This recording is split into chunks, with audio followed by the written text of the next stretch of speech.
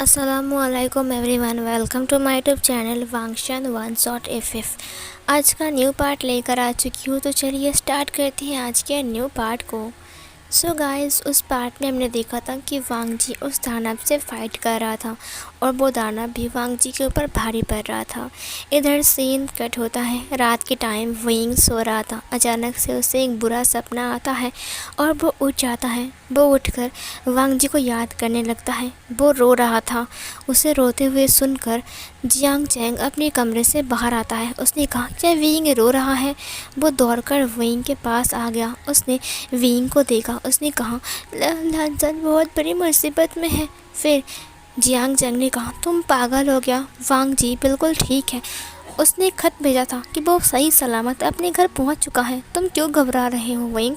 Wing ने कहा, नहीं, वो ठीक नहीं है। मैंने बहुत बुरा सपना देखा। जियांग चंग ने कहा, ओ आशियान, मेरी बात सुनो अच्छे से। वो तुमने सपना देखा, वो रियल नहीं था। विंग ने कहा, जैसे कि वो रियल ही है, मैं सच कह रहा हूँ। जियांग चैंग ने कहा, विंग, मुझे लगता है तुम्हारा सपना बिल्कुल फालतू है और वांग जी बहुत पावरफुल है। तुम्हें पता है ना वांग जी कितना पावरफुल है? उससे कुछ नहीं हो सकता है। तुम चिंता मत करो, तुम सो जाओ। अगर कुछ प्रॉब्लम होगा तो वो हमें चिट्ठी भेजेगा ना। विंग ने जियांग चंग को देखते हुए कहा, लेकिन वो इतना रियल क्यों लगा? जियांग चंग ने कहा, मैंने कहा तुम सो जाओ। विंग जियांग चंग की बात को मान लेता है क्योंकि वो सिर्फ एक सपना था और वो सपने की बेस पर कुछ नहीं कह सकता है। वो चुपचाप लेट गया। जियांग चंग ने उसकी फेस को पकड़ते हुए कहा, सो जाओ। विंग अपनी आंखों को बंद कर लेता है। जियांग चंग उसके बालों को सहला रहा था। सीन कट होता है। इधर हम वांग जी को देखते हैं जिसकी मुंह से खून की उल्टी होती है और वो दानव लगातार उससे फाइट कर रहा था। सिचेन ने कहा, वांग जी तुम थक जाओगे, जल्दी से यहाँ पर उड़कर आ जाओ। वांग जी ने कहा, नहीं। उसके बाद वांग जी पीछे मुड़कर देखता है। वो नदी के काफ़ी ज़्यादा करीब था। वो सोचता है कि इस दानव को झरने के ऊपर ले जाने के बाद वो दानव के साथ ही नीचे आ जाएगा। इसकी वजह से दाना पानी के अंदर चला जाएगा और वो पूरी तरीके से बर्बाद हो जाएगा। वांग जी वही करता है। फिर वो दानव को मारते मारते अचानक से उसे लेकर नीचे गिर गया। ये देखकर लान कोरैन और सिचैन ने कहा, वांग जी! वो लोग ज़ोर से चिल्लाते हैं। वो बहुत ऊंचाई से गिर रहे थे, लेकिन गिरते हुए भी वो दानव वांग जी को पीट रहा था और वांग जी भी उसे पीट रहा था। वो दोनों फाइट करते करते पानी के अंदर छपाक करके गिर गए और वो दानव की एक चीख बहुत ज़ोर से। उसके बाद कुछ भी नहीं था। पानी बिल्कुल शांत हो गया, लेकिन वांग जी ऊपर नहीं आया। जब वांग जी ऊपर नहीं आया तब सिचैन ने कहा, वांग जी! शायद डिसिपल्स नीचे आ गए और वांग जी को पूरे पानी में ढूंढने लगे, लेकिन वांग जी कहीं भी नहीं मिल रहा था। इधर जो सिचैन था पूरी तरीके से घबरा गया। उसने कहा, ढूंढो, अच्छे से ढूंढो, वांग जी पानी के अंदर ही होगा। उसके बाद सिचैन भी नीचे आ गया और लान कोरैन भी। सब लोग वांग जी को ढूंढ रहे थे। कुछ डिसिपल्स को वांग जी मिल गए थे, लेकिन वांग जी बेहोश था। इधर जो जियांग चंग था वो विंग को देखते हुए कहा, लगता है सो गया है। ये बोलकर वो बाहर चला गया और दरवाजे को बंद कर दिया। तभी अचानक से विंग ने अपनी आइज़ को ओपन करते हुए कहा, मुझे ऐसा क्यों लग रहा है कि लानजान मुसीबत में है। नहीं, मैं और वेट नहीं कर सकता हूँ। मुझे उससे मिलने के लिए जाना पड़ेगा, लेकिन मैं इस कबीले से बाहर भी नहीं जा सकता हूँ। मुझे लान जान से मिलना है। बस बहुत हो गया है। मैं कल ही अंकल से बात करूँगा। मुझे उसके लिए फ़िक्र हो रही है। 2 दिन हो गया है कि वो यहाँ से गया है, लेकिन उसने अब तक मुझे कोई ख़त नहीं भेजा। सीन कट होता है। वांग जी को अब जिंगसे में लाया गया था। वांग जी अभी तक बेहोश था। वो वैद्य जी आकर उसे चेक कर रहे थे। वैद्य जी ने कहा, वांग जी की आत्मिक शक्ति पर वार हुआ है और उसकी आत्मिक शक्ति को चोट पहुंची है, इसीलिए वो ये कमज़ोरी सहन नहीं कर सकता है। इसीलिए उसकी बॉडी बहुत ज़्यादा वीक फील कर रहा है और वो अचानक से बेहोश हो चुका है। पता नहीं उसे कब तक होश आएगा, लेकिन फ़िक्र की कोई बात नहीं। वो जल्द से जल्द रिकवर करेगा और फिर से होश में आएगा। लान कोरैन ने कहा, तब तक वांग जी आराम करे बस। सीन कट होता है। Next day wooing Jiang Fengmian से बात करने के बारे में सोच रहा था, बट जियांग फेंगमियान उससे बात नहीं कर रहा था। मैडम यूँ समझ गए थे कि वोइंग जियांग फेंगमियान से कुछ कहना चाहता है। मैडम ये वेंग से पूछता है, वेंग तुम तुम्हारे अंकल के साथ क्या बात करना चाहती हो। वेंग ने अपनी आंटी को सब कुछ कहा, लेकिन उसकी आंटी ने कहा ये तो अच्छी बात है कि वेंग इस कबीले से निकल जाएगा। हाँ, मुझे वेंग का फेस देखना भी नहीं पड़ेगा। तुम अपने अंकल से बात करो वेंग, ये बोलकर वो चला गया। वेंग एक 5 साल का बच्चा है, उसका सोच। उसने कहा मैं इतना छोटा हूँ, क्या वो मुझे जाने के लिए बोलेंगे? नहीं, मुझे नहीं लगता कि वो मुझे जाने देंगे। जियांग चंग वहाँ पर आ गया। जियांग चंग ने कहा वेंग क्या हुआ है? वेंग ने कहा दरअसल बात ऐसी है कि मुझे लानजान की बहुत याद आ रही है। जियांग चंग ने कहा बस 2-3 दिन हुआ है कि लानजान यहाँ से गया है और तुम अभी से उसके बारे में इतना सोच रही हो। हाँ, लगता है उस लान वांगजी ने तुम्हारे ऊपर मैजिक कर दिया है, काला जादू। वेंग ने कहा ओ साथ आप आचिंग, तुम्हें पता है वो कितने अच्छे दोस्त हैं और अपने प्रैक्टिस। फिर वो रुक गया। जियांग चंग ने कहा प्रैक्टिस? वेंग ने कहा अब प्रैक्टिस नहीं किए। जियांग चंग ने कहा किसकी प्रैक्टिस नहीं किए? वेंग ने कहा तलवारबाजी की। जियांग चंग ने कहा वो तुम ऐसे कह रहे हो जैसे कि बहुत महत्वपूर्ण कुछ काम है, बट तुम प्रैक्टिस कब से करने लगे? तुम्हें तो इससे नफरत था ना? ये सुनकर वेंग ने कहा नहीं, अब मुझे नफरत नहीं है, मुझे अच्छा लगता है, समझी? मैं तुम्हारी तरह नहीं हूँ। ये बोलकर वो उठकर चला गया। आचिक ने कहा क्या मेरी तरह? लेकिन तुम्हें किसने कहा मेरी तरह बनने के लिए? वेंग ने कहा मुझे कोई शौक भी नहीं है, वरना वो काला भैंस मेरे पीछे पड़ जाएगा। ये सुनकर आचिक ने कहा वो तुम तो रुको। वेंग वहाँ से भाग जाता है। इधर वांग जी को होश नहीं आता है और वेंग अपनी अंकल से बात करने के लिए जाता है। उसे गोसू जाना है, लेकिन जियांग फैंगमियान उसे रोकते हुए कहा वांग जी ने कहा है ना कि वो जल्द से जल्द आ जाएगा, तो फिर तुम गोसू क्यों जाओगे? वेंग ने कहा बट मेरी पढ़ाई अधूरी है ना, आप समझ रही हो ना? फिर वो जियांग फैंगमियान को अलग तरीके से समझाता है। उसने कहा अगर मैं पढ़ाई टाइम पर नहीं करूँगा तो मैं ठीक कैसे होऊंगा? आप लोगों ने कहा ना मैं बहुत नटखट हूँ। ये सुनकर जियांग फैंगमियान ने कहा बात तो सच है, लेकिन अभी वांग जी ने कोई खत भी नहीं भेजा। वेंग ने कहा 1 हफ्ता बीत चुका है और अभी तक लानजान ने कोई खत नहीं भेजा। आपको नहीं लगता वो अपनी काम से मुकर रहा है? उसने कहा क्या? वेंग ने कहा लगता है वो मुझे पढ़ाने के लिए दोबारा यहाँ पर नहीं आएगा, वो यहाँ से बचकर भाग रहा है। आपको नहीं लगता कि वो मेरे लिए बेस्ट टीचर थे और आपको पता है वो कितने अच्छे से पढ़ाते हैं? मुझे लगता है मुझे वहाँ पर जाना चाहिए और उनसे माफ़ी मांगनी चाहिए। ये सुनकर अंकल जियांग ने कहा ठीक कहा तुमने, तो फिर मैं तुम्हें वहाँ पर छोड़ कर आऊँगा। फिर इधर वेंग ने कहा ठीक है। वेंग की खुशी का ठिकाना नहीं था। वेंग जल्दी से अपने रूम में आता है और कपड़े को पैक करने लगता है। जियांग चंग ने देखते हुए कहा तुम ऐसे पैक करो जैसे कि तुम अभी चले जाओगे। वेंग ने कहा हाँ, मुझे जाना है और बहुत जल्दी जाना है। तुम्हें पता है मैं कितना वरीड हूँ जब से मैंने वो सपना देखा है। फिर ये सुनकर जियांग चंग ने कहा हे, वांग जी तुम्हारा टीचर है, तुम्हारा लवर नहीं है कि तुम उसके लिए इतना फिक्र कर रहे हो। वेंग ये सुनकर रुक गया। उसके बाद उसने कहा लवर? फिर उसने आचिंग को देखा, वो कुछ कहने के लिए गया, लेकिन उसे वांग जी की बात याद आ गई, किसी को मत बताना हमारा रिश्ते के बारे में। वेंग रुक गया क्योंकि उसने वांग जी से प्रॉमिस किया था। वेंग ने किसी को कुछ नहीं बताया। सीन कट होता है। अगले दिन सुबह वांग जी को होश आता है।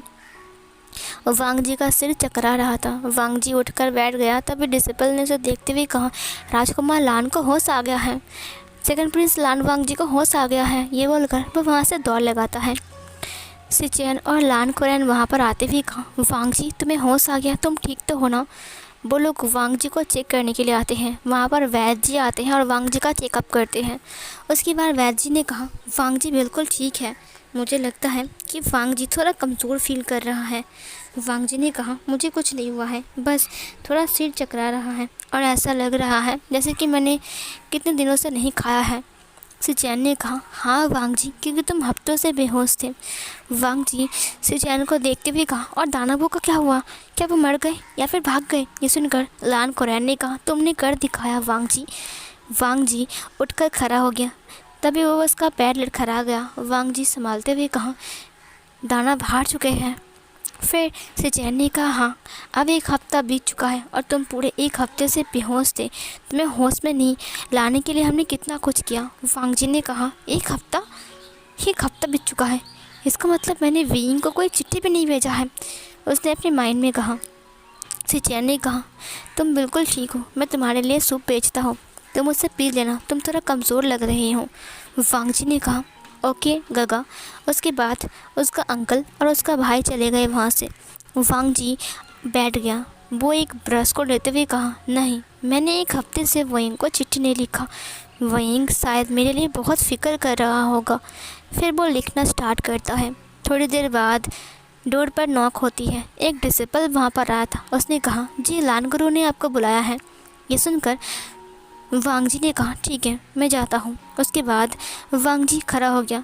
वो चिट्ठी को आधा छोड़कर ही चला गया वहाँ से। वो अंकल के रूम में जब आता है तब उसने देखा कि वहाँ पर जियांग फेंगमियान, जियांग चैंग और विभूषण भी है।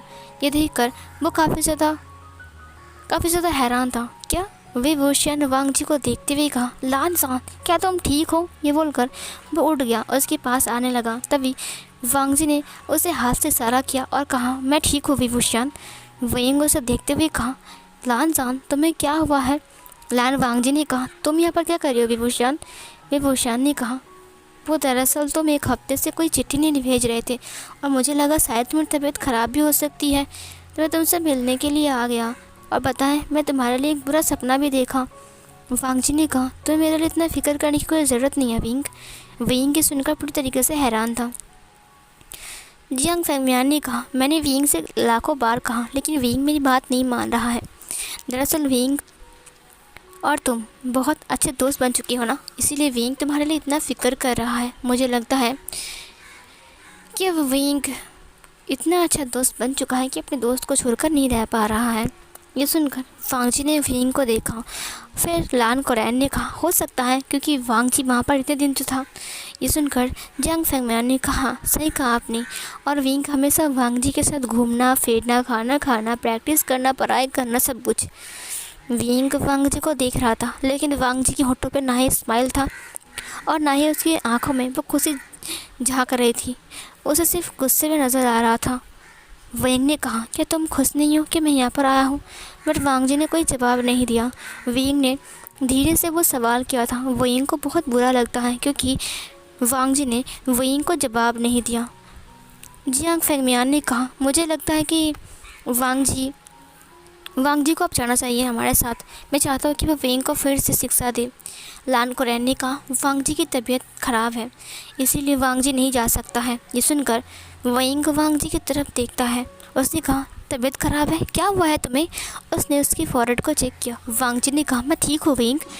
विंग ये सुनकर कहा, लेकिन अंकल ने कहा तबीयत ख़राब है तुम्हारी। वांग जी ने कहा, मैंने कहा ना मैं ठीक हूँ।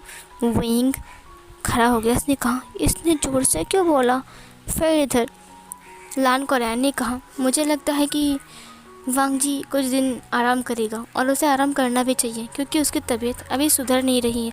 दरअसल बात ऐसी की। फिर लान कोरैन ने दानवों के बारे में सब कुछ जियांग फेंगमियान से एक्सप्लेन किया। जियांग फेंगमियान ने कहा, ओ गॉड कितनी भयानक है। फिर उसने वांग जी को देखते हुए कहा, तो तुमने उन्हें हरा दिया वांग जी, तुम बहुत बहादुर हो। वांग जी ने ग्रीट करते हुए कहा, जी शुक्रिया। विंग ने कहा, तुम दानव से लड़ रहे थे? तुम्हें पता है वो दानव कितने खतरनाक होते हैं? अगर तुम्हें कुछ हो गया तो फिर क्या होगा? फिर वांग जी ने कहा, विंग तुम क्या कर रहे हो? चुप रहो, तुम देख नहीं रहे हो यहाँ पर बड़े बात कर रहे हैं। वांग जी की इस रूड बिहेव से विंग को काफ़ी ज़्यादा बुरा लगता है। वांग जी उसे ऐसे बिहेव क्यों कर रहा है? क्या वांग जी बदल गया है? सीन कट होता है। अब हम मोशवानियों को देखते हैं जो कि पानी के माध्यम से विंग को देख रहा था। उसने विंग को देखते हुए कहा, ये वांग जी तो बाजीगर है, बाजी पलट दिया, देखो कैसे रूड बिहेव कर रही है। गुरुजी ने कहा, तुम गलत समझ रही हो सकता है कि वांग जी वहाँ पर ऐसे ही बिहेव कर रहा हो क्योंकि वहाँ पर बहुत सब लोग हैं, क्योंकि वो चाहता नहीं है कि उन दोनों का रिलेशनशिप सबके सामने आ जाए। वो बस छुपाने की कोशिश कर रहा है और विंग एक नंबर का बुद्धू है जो उनके सामने ही वांग जी के लिए इतना ज़्यादा फिक्र कर रहा है जो एक वाइफी को करना चाहिए। ये सुनकर मोशवानियों ने कहा क्योंकि विंग वांग जी से बहुत प्यार करता है, लेकिन ये वांग जी बहुत घमंडी है। गुरुजी ने कहा नहीं, वांग जी घमंडी नहीं है, वांग जी भी विंग से उतना ही प्यार करता है जितना विंग वांग जी से करता है। मोशवानियों ने कहा ठीक है, आगे देखते हैं। सीन कट होता है। इधर हम विंग को देखते हैं। विंग चुपचाप बैठा हुआ था। जियांग फैंगमिया लान कोरेन से बात करते हुए कहा क्या कहा आपने? ठीक है, तो क्यों ना विंग यहीं पर ही रह जाए, तो विंग वांग जी के पास पढ़ाई भी कर सकता है और शिक्षा भी ले सकता है और रूल्स भी सीख सकता है। फिर लान कोरेन ने कहा ठीक है, अगर आप चाहते हो तो विंग यहाँ पर रह सकता है, मुझे इससे कोई एतराज़ नहीं है। जियांग फैंगमिया ने कहा आपका बहुत बहुत शुक्रिया। ये बोलकर वो उन्हें गुड बाय कहता है और इधर वह विंग को देखता है जो कि बगीचे में बैठा हुआ था। वांग जी अपने रूम में आ गया था और वो सोच रहा था कि उसने विंग के साथ कितने रूडली बिहेव किया। उसे विंग के साथ ऐसे बिहेव नहीं करना चाहिए था, उसने गलत किया। वो ही सोच रहा था। थोड़ी देर बाद उसे ऐसा लगा जैसे कि उसे विंग के साथ माफ़ी मांगनी चाहिए। उसने सोचा शायद विंग का भी घर चला जाएगा तो माफ़ी मांगने का मौका ही नहीं मिलेगा। वो माफ़ी मांगने के लिए जा रहा था। लान कोरेन ने उसे बुलाते हुए कहा वांग जी, मुझे तुमसे कुछ ज़रूरी बात करनी है। विंग चुपचाप बैठा हुआ था। विंग को देखकर जियांग फैंगमिया ने कहा विंग बेटा क्या हुआ है? फिर विंग ने कहा अंकल, मुझे अच्छा नहीं लग रहा है, मुझे लगता है कि हमें घर जाना चाहिए। फिर जियांग फैंगमिया ने कहा मैंने तुम्हारे अंकल लान कोरेन से बात कर लिया है और उन्होंने ये कहा है कि विंग हमारे कबीले में रह सकता है जब तक उसकी शिक्षा पूरी नहीं हो जाती। विंग ने कहा क्या आपने वांग जी के साथ बात किया? मुझे नहीं लगता कि वो चाहता है कि मैं यहाँ पर रहूँ। ये सुनकर जियांग फैंगमिया ने कहा नहीं, वांग जी अगर राज़ी नहीं होता तो फिर अंकल कोरेन ये नहीं बोलते बेटा, और वैसे भी वांग जी की तबीयत ख़राब है, तुमने सुना ना? विंग ने कहा हाँ, मुझे पता है कि वो मुझसे नाराज़ है क्योंकि तबीयत ख़राब होने के दौरान मैंने एक बार भी उसे चिट्ठी नहीं भेजा और ना ही उनसे बात किया। फिर इधर जियांग फैंगमिया ने कहा तो फिर तुम क्या करने वाले हो विंग? यहाँ पर रहने वाले हो या फिर हमारे साथ घर जाने वाले हो? विंग को लगा कि शायद उसे वांग जी के साथ बात करना चाहिए। वांग जी से ऐसे बात क्यों कर रहा था, शायद इस बारे में पूछना भी चाहिए। इधर विंग धीरे धीरे करके ठीक हो रहा था। विंग के दिमाग भी धीरे धीरे करके काम कर रहा था। भले वो 5 साल का बच्चे की तरह बिहेव करता है, लेकिन धीरे धीरे करके वो ठीक हो रहा था। इधर विंग बैठा हुआ था। लान कोरेन वांग जी के साथ बात कर रहा था। जियांग फैंगमिया विंग को बाय कहकर चला गया वहाँ से। लान कोरेन ने वांग जी को सब कुछ समझाया कि वो विंग को यहाँ पर इसलिए रखे हैं ताकि वो विंग को सिखा सके, इसीलिए तुम उसे सिखाओगे। ये सुनकर वांग जी हाँ कहता है और हाँ कहने के बाद वो वहाँ से निकल जाता है। उसे पता है कि विंग यहीं पर ही है। वो विंग को ढूंढने लगता है लेकिन विंग कहीं पर भी नहीं था। थोड़ी देर बाद वो उसकी माँ के महल के पास जो गार्डन है वहाँ पर आता है। उस गार्डन में विंग बैठा हुआ था और कुछ फूलों को वो देख रहा था और उनसे बातें कर रहा था। वांग जी पीछे खड़ा होकर सुन रहा था। तुम्हें क्या लगता है फूल, क्या वांग जी मुझसे नाराज़ है या फिर कुछ और बात है? वो इतनी रूडली बिहेव क्यों कर रहा था? उसकी ये सारी बातें सुनकर वांग जी को समझ में आ गया कि शायद विंग अब धीरे धीरे करके ठीक हो रहा है। उसका दिमाग अब धीरे धीरे करके बिल्कुल रिकवर हो रहा है। इधर वांग जी ने कहा तुमने सोचा भी कैसे कि मैं तुमसे नाराज़ रहूँगा? ये सुनकर विंग पीछे मुड़ता है और पीछे मुड़ते हुए कहा लानसान, तुम यहाँ पर? क्या तुम मुझसे बहुत ज़्यादा नाराज़ हो जिसकी वजह से तुम मुझसे ऐसे बात कर रहे थे? वांग जी ने कहा अगर मैं तुमसे प्यार से बात करता तो फिर हमारे रिश्ते के बारे में अंकल और तुम्हारे गगा और मेरी गगा सबको पता लग जाती ना। ये सुनकर विंग खड़ा हो गया। उसने कहा हाँ, मैंने तो ये सोची ही नहीं, इसलिए तुम मुझसे बात कर रहे थे ऐसे? वांग जी ने कहा हाँ विंग, क्या तुम मुझे इतना गलत समझते हो? विंग ने कहा नहीं लानसान, ऐसी बात नहीं है। दरअसल मैं घबरा गया था, मुझे डर लग रहा था कि शायद तुम मुझसे बहुत ज़्यादा नाराज़ होंगे। वांग जी ने कहा नहीं विंग, मैं तुमसे कभी नाराज़ नहीं हो सकता हूँ। विंग खुश होते हुए कहा तुम ठीक तो हो ना? मैंने सुना कि तुम दानव से फाइट कर रहे थे। वांग जी ने कहा मैं बिल्कुल ठीक हूँ विंग, तुम्हारे प्यार ने मुझे बिल्कुल सेफ़ किया। ये सुनकर वेइंग की आंखों से आंसू और होठों पर स्माइल आ गई। उसके बाद वो वांग जी को हक करते हुए कहा, अब बस बहुत हो गया है, मैं तुम्हें अपने आप से दूर जाने नहीं दूंगा ताकि तुम्हें कुछ नुकसान ना हो जाए। वांग जी, वो दानव कहाँ से आए थे? वांग जी ने वेइंग को ज़्यादा कुछ नहीं बताया। उसने कहा, वो आदमखोर दानव थे, बस तंग कर रहे थे, इसीलिए हमने उसे पनिशमेंट दिया। अब वो बिल्कुल ठीक है, वो दोबारा नहीं आएगा। वेइंग ने कहा, वो दोबारा नहीं आएगा ना? वांग जी ने कहा, नहीं वेइंग, वो दोबारा नहीं आएगा। वेइंग रो रहा था। वेइंग ने कहा, मुझे तुम्हारे लिए फ़िक्र हो रही थी, तुम्हें पता है मैं कितना फ़िक्र कर रहा था? वांग जी वेइंग को देखते हुए कहा, मेरे लिए फ़िक्र कर रहे थे? वेइंग ने कहा, हाँ, मैं तुम्हें बहुत मिस भी कर रहा था और हमने कितने दिन प्रैक्टिस भी नहीं की, तुम्हें पता है मैं तुम्हें कितना मिस कर रहा था? वांग जी वेइंग को देखते हुए कहा, प्रैक्टिस मिस? वेइंग ने कहा, हाँ। वांग जी ने सोचा कि वेइंग के दिमाग धीरे धीरे करके ठीक हो रहा है, क्योंकि वह पिछली घटी हुई बातों को अच्छे से याद कर पा रहा है और उन्हें मिस भी कर रहा है। लगता है वेइंग बिल्कुल पहले की तरह ठीक हो रहा है, बिल्कुल नॉर्मल हो रहा है। वांग जी ये बात सोचते सोचते उसको ये लगा, जिस दिन वेइंग को सारी बात याद आ जाएगी, क्या उस दिन वेइंग वांग जी को याद रख पाएगा या फिर वांग जी के साथ हर एक घटना को वो भूल जाएगा? नहीं, वेइंग उसे नहीं भूल सकता है। उसे पूरा यकीन है कि वेइंग उसे याद रखेगा, लेकिन अगर वेइंग उसे भूल गया तो फिर क्या होगा? वांग जी वेइंग को देखते हुए कहा, तुम मुझे कभी नहीं भूलोगे ना? वेइंग ने कहा, नहीं लानजान, मैं तुम्हें क्यों भूलूँगा, मैं पागल हूँ क्या? वांग जी ने अपने माइंड में कहा, जिस दिन वेइंग को सब कुछ याद आ जाएगा, वेइंग बिल्कुल नॉर्मल हो जाएगा। वेइंग सब कुछ भूल जाए ये अलग बात है, लेकिन अगर वेइंग को सब कुछ याद रहा तो क्या वेइंग खुद को माफ़ कर पाएगा और मुझे माफ़ कर पाएगा? क्या वो मुझसे नफ़रत करेगा और वो यही सोचेगा कि मैं एक लालची इंसान हूँ और मैंने उसका फ़ायदा उठाया? क्या वो मुझसे नफ़रत करेगा ये बोलकर कि तुमने मेरा फ़ायदा उठाया है, मैं इनोसेंट था, मैं मासूम था, लेकिन तुमने अपने आप को नहीं रोका? वांग जी यही सोच कर ही घबरा रहा था और वो वेइंग को ये देख रहा था। उसके दिल में उसे लेकर एक घबराहट सी महसूस हो रहा था और वो यही सोच रहा था कि वो चाहे कुछ भी हो जाए, वेइंग की याददाश्त से खुद को मिटने नहीं देगा। वेइंग उसे देखते हुए कहा, तुम क्या सोच रहे हो? वांग जी ने कहा, नहीं, कुछ भी नहीं। और ये वाला पार्ट यहीं पर ही एंड होती है।